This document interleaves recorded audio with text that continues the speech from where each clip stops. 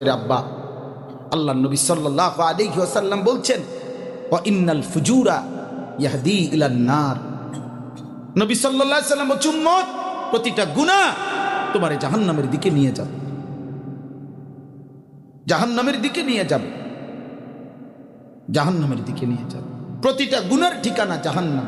আমার শায়েখ আল্লামা মুফতি মুশতাকুর নবী কাসিমি, আমার হযরত সব সময় বলে যে, হে আল্লাহর বান্দা, গুনাহ আগুন, গুনাহ আগুন।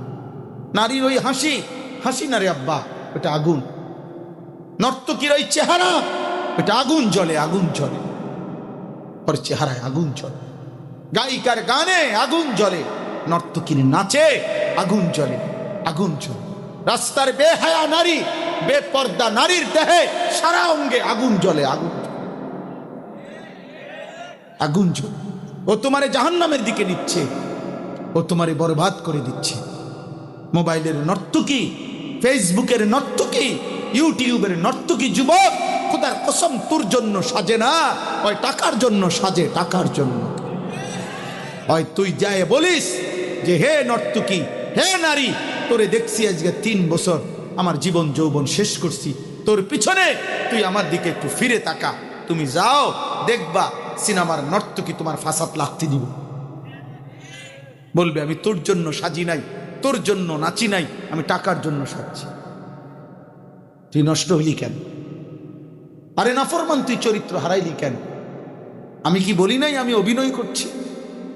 ওই তো নিজেই বলে। একটা মানুষ যদি নিজেই বলে এটা আমার খেলনা, আপনি এটা আসল ভাবেন কেন? তাহলে ওই নর্তকী নিজেই বলতেছে আমি অভিনয় করছি, আমি একজন অভিনেত্রী, তো সে বলতেছে আমি অভিনয় করছি, আমি ধোঁকা দিচ্ছি। অভিনয় মানে তো ধোঁকা, অভিনয় করছি, এটা আসল না। তাহলে আমি ধোঁকা খাইলাম কেন? আমি কেন এটার জন্য জীবন শেষ করে দিলাম? আমি কেন চরিত্রটা নষ্ট করে দিলাম? আমি কেন আমার এমন সুন্দর আখিরাত বরবাদ করে দিলাম? আমি কেন আমার নিজের পরিচয়? আরে বাবা, কোন পাপীকে মানুষ মানুষ নামে ডাকে না, পাপের নামে ডাকে। কোন সুদখোরকে মানুষ মানুষ নামে ডাকে না, সুদখোর বলে। কোন ঘুষখোরকে মানুষ মানুষ নামে ডাকে না, ঘুষখোর বলে বেটা। কোন চোরকে মানুষ মানুষ নামে ডাকে না, চোর বলে, চোর, ডাকাত বলে। কোন মদখোর নেশাখোরকে মানুষ আর মানুষ বলে না, বলে ওইটা মদখোর, নেশাখোর, গাঁজাখোর, ফুট্টাখোর, বাবাখোর, ডাইলখোর, ইয়াবাখোর, হারামখোর, বেবিচারী, লম্পট। তোকে মানুষ মানুষ বলে না, তোকে বলে জেনাকা, বেবিচারী। আরো জঘন্য শব্দ আছে, বললাম। পাপীকে মানুষ মানুষ নামে ডাকে না, পাপের নামে ডাকে। হ্যাঁ হ্যাঁ, পাপীর নাম থাকে না। এই বাবা, নাফরমানের নাম থাকে না। পাপীর নাম মানুষ সম্মানের সাথে নেয় না, পাপীর নাম মানুষ ইজ্জতের সাথে নেয় না। আমি প্রতিদিন বলি, ফেরাউন এই নাম পৃথিবীর মানুষ কোনো কুত্তার নামও রাখে না। নমরুদ এই নাম মানুষ পৃথিবীর কোনো কুত্তার নামও রাখে না। আবু জেহেল এই নাম পৃথিবীর মানুষ কোনো কুত্তার নামও রাখে না। আবু লাহাব এই নাম পৃথিবীর মানুষ কোনো কুত্তার নামও রাখে না। নাই নাই, কিন্তু বেলাল যে ছিল এক কালো গোলাম, যার মনিব তাকে বুকে পাথর চাপা দিয়ে কষ্ট দিছে, মদিনায় যার বাড়ি ছিল না, ঘর ছিল না, যে ছিল সেই হাবাসার নিগ্রু কালো গোলাম, কিন্তু আল্লাহকে রাজি করছে, নবীকে রাজি করেছে। আজ পৃথিবীর কোটি কোটি ইমানদারের সন্তানের নাম বেলাল।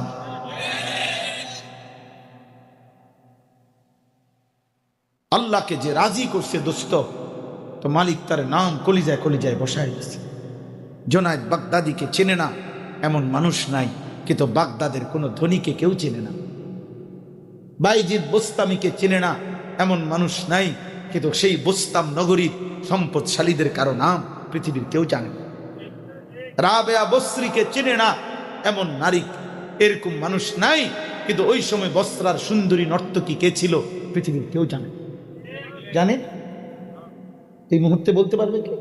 আব্দুল কাদের জিলানীর নাম জানে না এমন কেউ নাই, কিন্তু সেই সময় বাগদাদের গাইলান, এই জিলান নামক এলাকার সম্পদশালী অহংকারী রাজা কেডা, বাদশাহ কেডা পৃথিবীর কেউ জানে। হ্যাঁ, আমার কাছে কিতাব আছে মৌত কে পুর আসরার ওয়াকিআত, ওই কিতাবের মধ্যে লিখছে যে হে আল্লাহর বান্দা, কবরস্থানে গিয়ে দেখো কত কবরস্থানে কত হাড় হাড্ডি কত খুলি পড়ে আছে, তুমি বলতেও পারবা না কে বাদশাহ ছিল, কে প্রজা ছিল, কে আমির ছিল, কে মামুর ছিল, কে রাজপ্রাসাদে থাকতো, কে কুটিরে থাকতো। কবর সবাইকে সমান করে দিছে, মাটি সবাইকে সমান করে দিছে। হযরত ওমর ইবনে আব্দুল আজিজ রাহমাতুল্লাহি আলাইহি নিজে আমরা কিতাবে পড়ছি, উনি কবরস্থানে যাইতেন, কবরস্থানে গিয়ে গিয়ে নিজে কবরকে ডাক দিতেন আর বলতেন মাযা ফাআলতা বিল আহিব্বা, হে কবর আমার আপনজনদের সাথে তুমি কি করেছো বলো না। আইনাল আসদিকা, আমার বন্ধুরা কোথায়। আইনাল আহবাব, আমার আহবাব আমার সাথীরা কই। আইনাস সাম্মার, আমি যাদের সাথে রাত জেগে কথা বলতাম আমার সেই স্বজনরা কোথায়। আইনাল জুল্লাস, আমি যাদের সাথে বসতাম তারা কোথায়, আমার আত্মীয়রা কোথায়, আমার জ্যাঠা কই, আমার দাদা কই, আমার স্বজন কই, আমার বন্ধুরা কই, কি করেছো বলো কবর। খোদার কসম কিতাবে আছে ওমর ইবনে আব্দুল আজিজ কাঁদতেন আর চিল্লাইতেন আর বলতেন এই দুনিয়াবাসী, কবর আমারে বলতেছে ওমর ইবনে আব্দুল আজিজ তোর সব স্বজন আমি মাটির সাথে সমান করে দিছি, আমার মাটি আমি আমার সাথে মিলাই নিছি। মাটির থেকে তৈরি না আমরা, কথা বলে না তো। কবর বলে আমার মাটি আমি আমার সাথে মিলাই নিছি, আমি তো মাটি, তো আমার মাটি আমার মিলাই নিছি। আয় কারীম, রাতে গভীরে বাপ চলেন আখিরাতের ফিকির করেন, একটা একটা গুনাহ স্মরণ করেন, নাফরমানির এই জিন্দেগি কোন দিন ছাড়বে। 60 বছর বয়স এখনো বিড়ি খান চাচা, 60 বছর বয়স এখনো কথায় কথায় গালি দেন, 60 বছর বয়স এখনো চা দোকানে বসে টেলিভিশন দেখেন, 60 বছর বয়স এখনো সুদের টাকা নেন, কিস্তি নেন। আহা চাচা, আপনি কি মরবেন? আপনি মরবেন না? আলাম ইয়ানি লিল্লাযীনা আমানু আন তাখশা কুলুবুহুম লিযিকরিল্লাহ। আল্লাহ বলে মোমেন, আমি আল্লাহর ভয়ে তোমার দিল, আমার স্মরণ, আমার বন্দিগির জন্য তোমার অন্তর নরম হওয়ার সময় কি আজও হয়নি? তুমি কি তাইলে আমারে আর ডাক দিবা না? আমার তো মনে হয় যুবক, আমার নওজোয়ান ছেলেরা বাপ, খোদার 365 দিনে এক বছরে যে কোনো দিন ফজরের নামাজ পড়লা না, খোদার কসম বন্ধু, আল্লাহ যেন প্রতিবার ঘুম থেকে জাগাইবার সময় আল্লাহ যেন বারবার জিজ্ঞেস করে বান্দা তাহলে এই কি তুমি সিদ্ধান্ত নিলা, তুমি কি আর কোনোদিন ফজরের সেজদা আমারে দিবা না? আল্লাহু ইয়াতাওয়াফাল আনফুসা হিনা মাউতিহা ওয়াল্লাতী লাম তামুত ফী মানামিহা ফায়ুমসিকুল্লাতী কাদা আলাইহাল মাউত ওয়া ইউরসিলুল উখরা ইলা আজালিন মুসাম্মা। আল্লাহ বলে বান্দা শোনো, প্রতিবার আমি আল্লাহ প্রতিটা মানুষকে দুইবার রূহটা সরাই। একবার চূড়ান্ত মৃত্যুর সময় মালাকুল মউত আজরাইলকে দিয়ে রূহ নিয়ে যাই। দ্বিতীয়ত আমি আল্লাহ প্রত্যেকবার বান্দা যখন ঘুমায়, ঘুমের সময় আমি তার রূহটা তার দেহ থেকে আলাদা করে রাখি। প্রত্যেকবার, খোদার কসম। এই বাবা, যুবক, বয়স্ক বাপ, আমিও আপনিও, প্রতিবার বান্দা মানুষ যখন ঘুমায় তার রূহ তার দেহ থেকে আল্লাহ আলাদা করে রাখে। আল্লাহ চাইলে ওয়ায়ুরসিলুল উখরা ইলা আজালিন মুসাম্মা, নির্দিষ্ট সময়ের জন্য বারংবার আল্লাহ রূহ ফেরত দেয়, না চাইলে রেখে দেয়, না চাইলে রেখে দেয়। এই জন্য সুন্নাত তরিকা হলো ঘুমন্ত মানুষকে চিল্লায় জোরে চিৎকার দিয়ে উঠানো নিষেধ, আস্তে আস্তে তুলতে হয়। কেন? অর্থাৎ তার রূহ তার দেহ থেকে বিচ্ছিন্ন, এই জন্য আস্তে আস্তে উঠাইতে হয়, তো আল্লাহর কুদরতে রূহটা ফেরত আসে। এই বিকট চিৎকারের কারণে হঠাৎ লাফ দিলে হইতে পারে তার রূহ তার দেহে এসে পৌঁছবে না। তাইলে বলো বাবা, সারাদিনে এক ওয়াক্ত নামাজ যারা পড়লাম না, সারা রাত রাতের 2টা-3টা পর্যন্ত মোবাইলে নারী, ছবি, নাটক, সিনেমার উলঙ্গ দৃশ্য, এই বেহায়া নারীর জেনা ব্যভিচারের হারাম প্রেম ভালোবাসার নাচ গান অভিনয় যারা দেখে শুয়ে গেলাম, এই রাত যদি আর ভোর না হয়, এই ঘুম যদি আর না ভাঙ্গে, কি হবে ওই আখেরাত? কি হবে ওই কবর? আল্লাহ আমাকে হেফাজত করেন, আল্লাহ আমাদের সকলকে হেফাজত করেন। তাইলে এবার শুনেন, এই আয়াতগুলোর তর্জমা শুনেন, তাইলে আমার কথা শেষ। আমি যে কয়েকটা আয়াত পড়ছি আর অল্প একটু, এবার তর্জমা শুনেন। এখানে মূল বক্তব্য হলো আমাদের প্রত্যেকের উপলব্ধি। এখন 30 সেকেন্ড 10 সেকেন্ড সবাই যারা শুনছেন মনোযোগ দিয়ে আপনারা আগে বলেন যে আমরা যদি 10 সেকেন্ড ভাবি, 30 সেকেন্ড যদি আমরা এখন ভাবি, তাহলে আমরা ভাবলে কি হবে? এই ভাবনা আমাদের কি আসবে বলেন?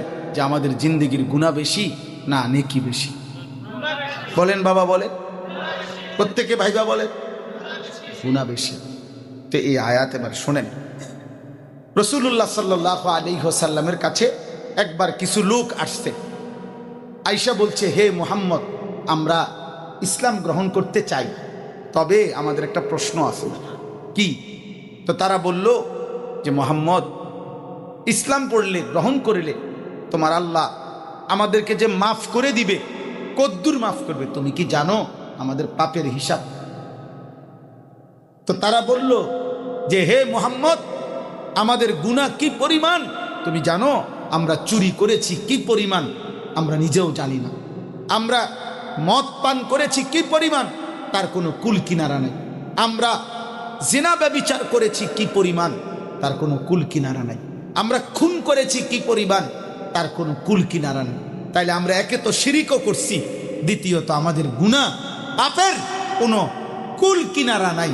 তোমার আল্লাহকে বলো, তিনি মাফ করবে বুঝলাম কালেমা পড়লে, আল্লাহকে মানলে, কিন্তু মাফটা তিনি কদ্দুর করব, কয়টা পাপ আমাদের এই সব পাপ এত বেশি পরিমাণ অগণিত, তিনি মাফ করবেন কিনা, কদ্দুর করবেন, এটা বিস্তারিত জেনে নাও। এই তখন কোরআন কারীমের তাফসিরে আছে এই আয়াত 24 নম্বর পারা 39 নম্বর সূরা, সূরা জুমার, এই সূরার 53 নম্বর আয়াত আল্লাহ তাআলা এখান থেকে নাজিল করেছেন।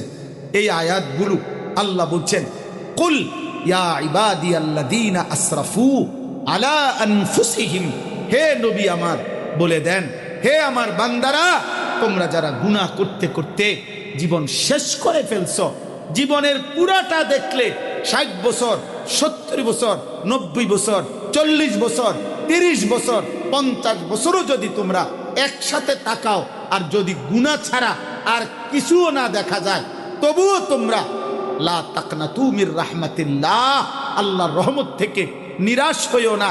ইন্নাল্লাহা ইয়াগফিরুয যুনুবা জামিআ, 70 বছর নয়, 90 বছর নয়, 900 বছরের গুনাহ হলেও আল্লাহ একত্রে একসাথে সব মাফ করে দিবেন।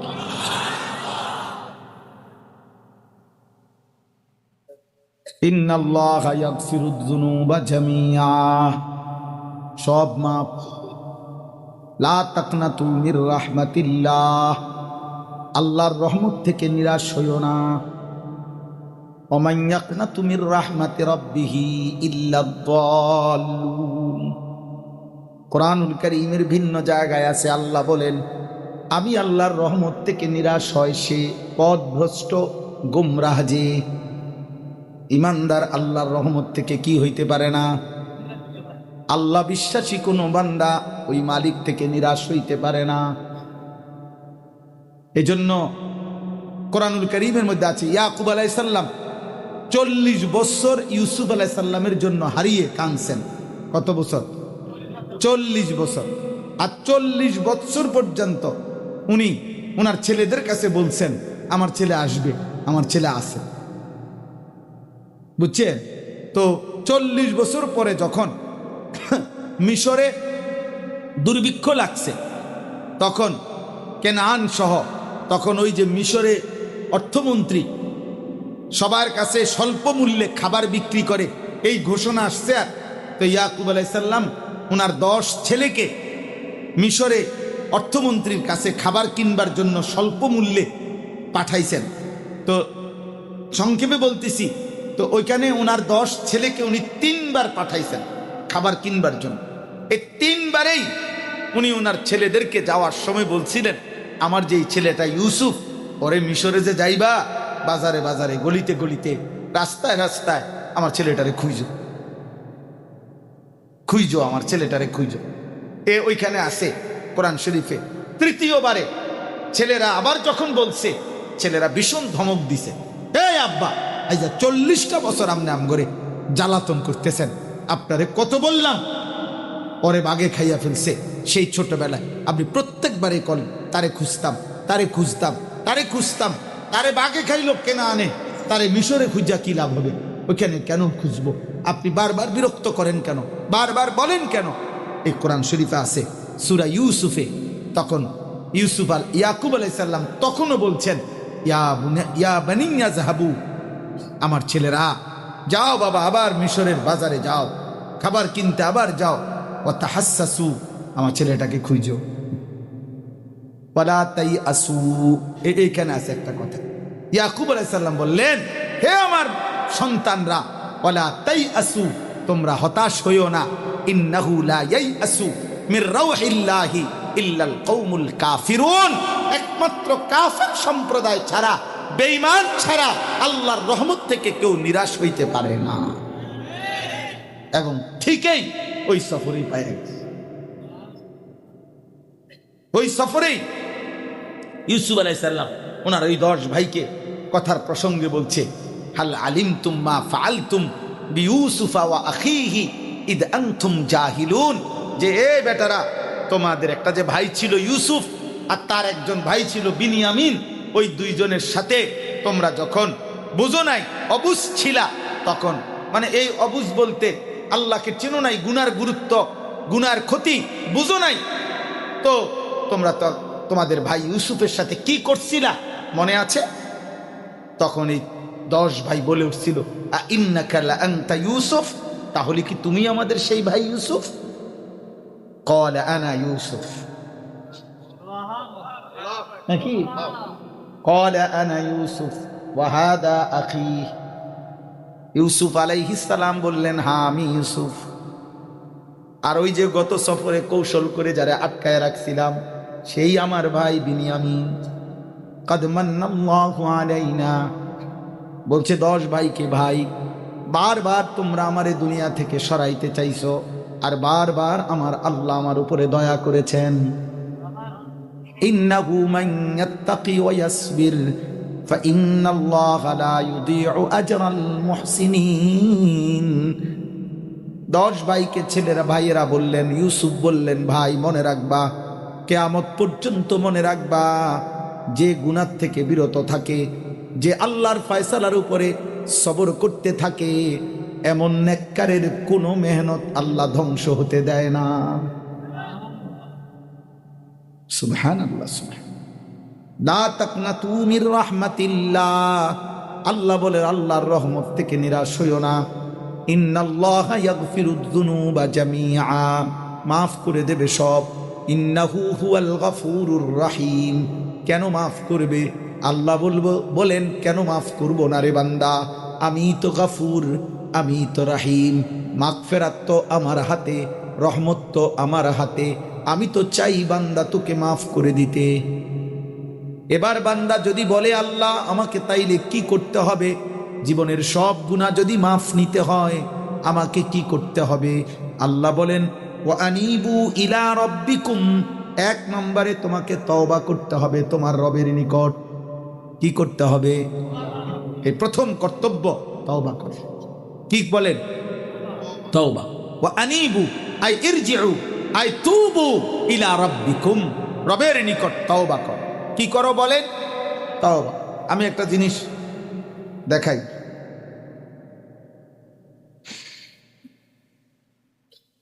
আমার শায়েখ যেমনে দেখায় আমি এমনি দেখাই। মানে একটা জিনিস বুঝানোর জন্য, সেটা হলো এই তওবা করো। আল্লাহ বলছে প্রথম কাজ কি করো? তাহলে গুনাহ বেশি তো আমাদের, বলে না কেন? মাফ নেওয়া দরকার তো, জাহান্নামে জ্বলতে পারবেন তো? জান্নাতে যাইতে হবে তো? আশা করছি তো? তাহলে প্রথম করণীয় কি? তওবা। কি বলেন? তওবা, তওবা, তওবা। এখন তওবা, এই আমার শায়েখ আল্লামা মুফতি মুশতাকুন নবী কাসিমি হুজুর বলে, এই যে এখানে লেখছি দেখেন, চ আকার চা, দেখছেন না? দেখছেন না? এটাই তো চা, ঠিক না? না মানে এটাই তো চা নাকি? চা, এটা চায়ের শব্দ, এটা চায়ের শব্দ। চা পাতা, চিনি, ফানি, এই তিনটা মিললে যেটা হয় এটারে কয় চা। ঠিক তওবা, এটা তো শব্দটা। আস্তাগফিরুল্লাহ, এটা তো শব্দটা। এবার তওবা হয় কেমনে? তওবা হয় তিন জিনিস একত্র হলে। এক, কলিজা দিয়া শতভাগ নিশ্চয়তার সাথে আল্লাহর কাছে বোঝাপড়া করতে হবে, আল্লাহ আমি গুনাহ ছেড়ে দিলাম। দুই, আর করব না, ওয়াদা দিলাম। তিন, আমি লজ্জিত, মাফ চাইলাম। কয়টা হলো? সংবং করবেন আমনে। আবার ওই বিড়ি খায়, এবার বিড়ি খাইতে খায় আস্তাগফিরুল্লাহ, আস্তাগফিরুল্লাহ। কিতা শুরু হইলো দেশটা? কিতা শুরু হইলো মানে বিড়ি খানা শুরু হয়েছে। আপনি বুঝছেন না চাচা কিতা শুরু হয়েছে? হ্যাঁ, অন কইতারেন না। এই হইলো এটা নিয়ে আস্তাগফিরুল্লাহ, এটা নিয়ে তওবা। কথা বলেন না? না, এরকম তওবা। গুনাহ ছেড়ে দিতে হবে, আর করবে না, ওয়াদা দিতে হবে, লজ্জিত এবং অনুতপ্ত হয়ে মাফ চাইতে হবে। তাহলে দুনিয়াবাসী না বুঝলে কি হবে? আল্লাহ বুঝে কিনা? আল্লাহ দিল বুঝে কিনা? আপনি আসলে গুনাহ ছেড়ে দিচ্ছেন কিনা? আপনি আসলেই আর করবেন না ওয়াদা দিচ্ছেন কিনা? নাকি ধোঁকা দিচ্ছেন, নাকি কৌশল করছেন, নাকি নকল করছেন? এটা আল্লাহ বুঝে কিনা? আল্লাহ বলেন, বান্দা যদি তুমি তওবা করো, আমি ওয়াদা দিলাম দিল থেকে তওবা করিলে আসমান পর্যন্ত যদি গুনাহ পৌঁছে যায় আমি মাফ করে দেব। ইবনা আদম লাউ বালাগাত যুনুবুকা আনানাস সামা সুম্মা ইস্তাগফারতানি গফারতু লাকা ওয়ালা উবাল। গুনাহ যদি আসমান পর্যন্ত পৌঁছে যথাযথ নিয়মে ইস্তিগফার এবং তওবা করলে আমি আল্লাহ বললাম কোনো পরোয়া না করে মাফ করে দেব। তাইলে ইনশাআল্লাহ তওবা করেন, গুনাহ থেকে ফিরেন, গুনাহ থেকে ফিরেন। ছেলেরা, বাবা 30 বছরের নিচে কিশোর যুবক, এত অল্প বয়সে আব্বা নষ্ট হইও না। হইতে পারে পৃথিবীর কেউ তোমার খবর রাখে না, মা বাবা আত্মীয় স্বজন আজ কেউ তোমাদেরকে ডাকে না, কিন্তু আব্বা আল্লাহ ছাড়বে না। তোর বাপ ছেড়ে দিছে আর কি, তোর মা হয়তো ছেড়ে দিছে রে নওজোয়ান, তোর মালিক তোরে ছাড়বে না রে আব্বা, তোর মালিক তোরে ছাড়বে না। আল্লাহ জিজ্ঞেস করবে, বান্দা আমার যৌবনের এক এক ঘন্টা, এক এক মিনিট আমার হিসাব দাও। ও আন শাবাবিহি ফিমা আবলাহু, আমার যৌবন আমারে বুঝায় দাও। শক্তি আমি দিছিলাম বান্দা, আমি দিছিলাম বান্দা। 40 বছর পরে শক্তি ক্ষয় হয়ে যায়। আজ আমার বয়স 44 বছর। এখন আমার কোমরে প্রচন্ড ব্যথা, সারাক্ষণ আমার কোমরে ব্যথা করে, সারাক্ষণ। আমার গলায় ব্যথা, আমি গলায় 2 বার অপারেশন করছি। আমার গলার, আমার ছোট দেখা চোখে চশমা ছাড়া দেখি না, দেখি না। তাইলে আমার ভাই এই কিন্তু 15 থেকে 40 হায়াতের এই 25 বছর মূল যৌবন, এ সময় শক্তি, সামর্থ্য, যোগ্যতা, নিজেকে গড়া, পৃথিবী গড়া, আখিরাতের কিছু করা, আল্লাহর হুকুম পালন করা, দুনিয়ার জন্য করা, সবই পূর্ণ মাত্রায় করা যায় যৌবনকালে। ওইটা যে নষ্ট করে দিল, কি জবাব দিবে সে? আল্লাহ জিজ্ঞেস করবে, আল্লাহ জিজ্ঞেস করবে, আল্লাহ জিজ্ঞেস করবেন। আল্লাহ আমাদেরকে বুঝ দান করেন। এরপরে আল্লাহ বলেন ওয়া আসলিমু লাহু, 2 নাম্বার হলো বান্দা প্রথমত তওবা করো। এরপরে কি করবা? এরপরে এখন থেকেই আমার আনুগত্য শুরু করো।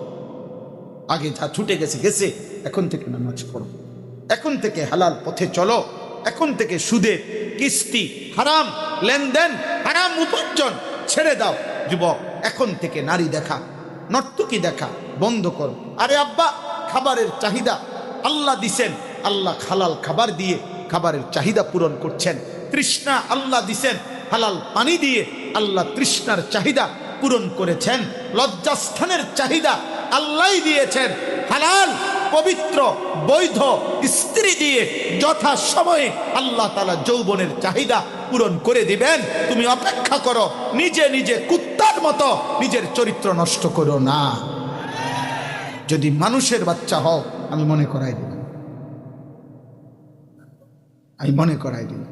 আবারও বললাম, নারী ছবি, মোবাইলের অস্তিদৃশ্য, বেনামাজি জিন্দেগি, সেজদাবিহীন জীবন, অপবিত্র পেশাব পায়খানার পবিত্রতা ঠিকমতো যাদের নাই, তোমার চুল চেহারা, তোমার লেবাস পোশাক, তোমার কালো এই বিশ্রী মুশরিকদের কালচার তোমার প্রমাণ করে দেয় তোমার কলিজার ভিতরে আখেরাত নাই, তোমার জিন্দেগির ভিতরে আখেরাত।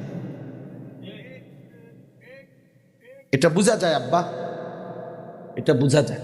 মুমিন মানেই হলো যে রাসূলুল্লাহ সাল্লাল্লাহু আলাইহি সাল্লামের একটা সুন্নাত যে তার জীবনে অনুসরণ করে। আমাদের জীবন, আমার কথা হইল, আমি সবসময় বলি, আমরা তো সুন্দরটাই চাই, কথা বলেন চাই না?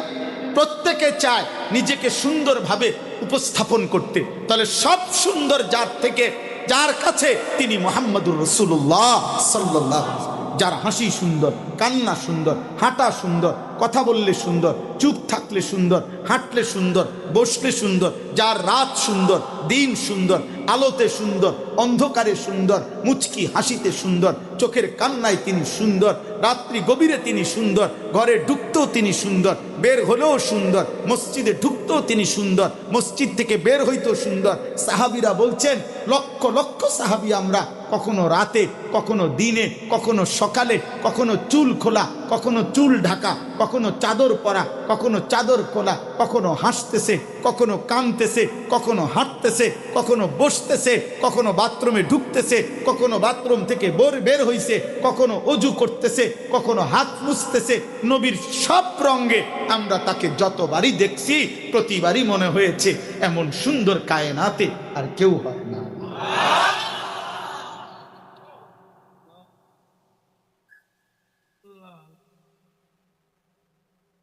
মা রাআইতু শাইআন আহসানা মিনহা, এমন সুন্দর আর কেউ হয় না। এজন্য রাসূলুল্লাহ সাল্লাল্লাহু আলাইহি ওয়াসাল্লামের একটা সুন্নাত, আমি প্রতিদিন এই বই বিক্রি করি, তালিমুস সুন্নাহ। আমাদের ঢাকা গাজীপুরের বাংলাদেশের একজন শ্রেষ্ঠ বুজুর্গ অধ্যক্ষ মিজানুর রহমান চৌধুরী, কাপাসিয়ার হযরত শায়েখে দেওনা, অনেক বড় আল্লাহওয়ালা বুজুর্গ, বাংলাদেশের বড় বড় আলেমরা যার হাতে মুরিদ, যাদের শায়েখ তিনি, আমাদের আল্লামা খালেদ সাইফুল্লাহ আইয়ুবী সাহেবের মতো ব্যক্তিরা যার হাতে বায়াত, এই উনার হাতে লেখা অনেক আলেমদের সমন্বয়ে আমাদের নবীর জীবনের সুন্নাতের কিতাব এটা তালিমুস সুন্নাহ। একটা সুন্নাত নবীজির জীবনের এখানে আছে, 600 পৃষ্ঠা ব্যাপী নবীর জীবনের সমস্ত সুন্নাত, ছোট বড় প্রামাণ্য দলিল সহ এই কিতাবের মধ্যে আছে। আমি হজরতের কাছ থেকে এগুলো এনে আমার সাদা গাড়িতে বিক্রি করি 400 টাকা মূল্যে, ইচ্ছা করে বেশি, এই আশায় উম্মতের ঘরে ঘরে নবীর সুন্নাতের একটা বই পৌঁছুক। মুসলমান উঠতে বসতে, মহিলারা, দাদিরা, নানীরা, ছেলে মেয়ে নবীজির সুন্নাতের একটা বই পড়ুক। আপনাদেরও সুযোগ হইলে কিনবেন, যাওয়ার সময় কিনবেন। কিন্তু আমার বলার উদ্দেশ্য হইল, আল্লাহ বলছেন ওয়া আসলিমু লাহু, আমার আনুগত্য শুরু করে দাও। কি শুরু করে দাও? তাহলে এই দুই কথা, এক, তওবা করো। বলেন কি তওবা হয় কিভাবে? 3 ভাবে। কয় ভাবে বলেন না? কয় ভাবে? আপনি মুখস্থ করে যাবেন। আমি যদি আর কোনো দিন আসতে না পারি, একবারই বললাম, জিন্দিগির কোনো নিরাপত্তা নাই, হায়াতের কোনো নিশ্চয়তা, এমনি তো হায়াতেরও নিশ্চয়তা নাই, নিজেদেরও চলাফেরার কোনো নিশ্চয়তা নাই। জীবনটা রোডে ঘাটে পড়ে থাকি, সারাটা জীবন রোডে ঘাটে, ঘরে থাকি কতক্ষণ আল্লাহ বলতে পারে। রোডে রোডে, রাস্তায় রাস্তায় জীবন, পথে পথেই জীবন, পথে পথেই জীবন, দুয়ারে দুয়ারেই জীবন। এই জন্য মনে রাখবেন, 1 নম্বর তওবা করো, 2 নম্বর আল্লাহর আনুগত্য করো।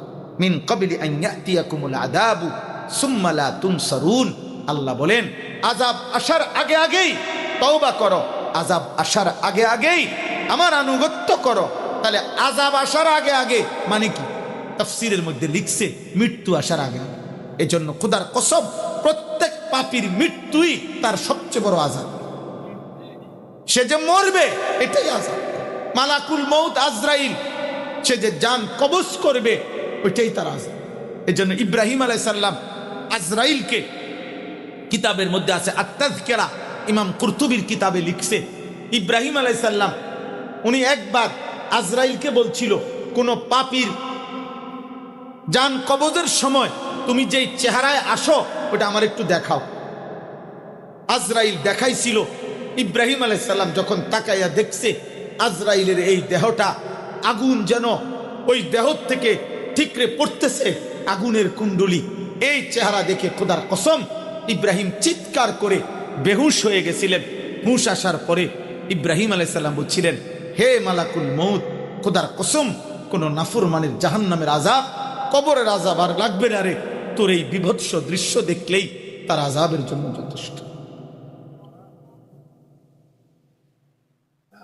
আমি আরবি কিতাবে পড়ছি। তো আল্লাহ বলেন, বান্দা আযাব আসার আগে আগে তওবা করো, মানে মৃত্যু আসার আগে আগে, সুম্মা লা তুনসারুন, আমল শুরু করো বান্দা, মৃত্যু এসে গেলে আর তোমাকে সাহায্য করা হবে না। ওয়াত্তাবিউ আহসানা মা উনজিলা ইলাইকুম মির রাব্বিকুম, এবং আমার দেওয়া শ্রেষ্ঠতম যেই আসমানি কিতাব কোরআন, এটাকে অনুসরণ করো, মানো, আমার বন্ধুর সুন্নাহ মানো।